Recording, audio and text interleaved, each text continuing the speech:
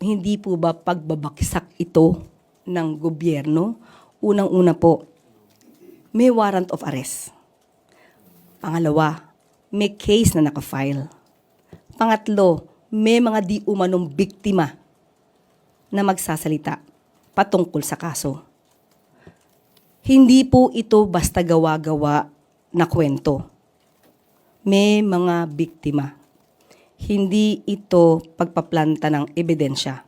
Hindi galing ang kaso sa Pilipinas. Ito, ang kaso ay pending sa ICC. Ano ang magiging dahilan nila para himukin ang taong bayan na mag-alsa laban sa pamahalaan?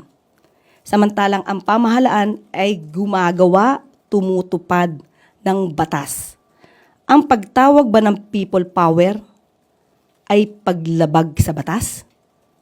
Dapat ang mga tao ngayon, ang mga kababayan natin, mag-isip, alamin, ano ba ang nangyayari? Ang kasong ito sa ICC ay hindi gawa-gawa ng pamahalaan. Gawa ito sa panahon ni dating Pangulong Duterte. Gawa ito ng war on drugs ni dating Pangulong Duterte. At aminado siya rito.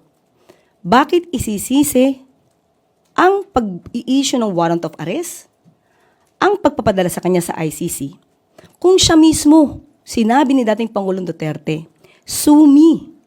I will take all the legal responsibilities on this." Bakit tayo ngayon umiiyak?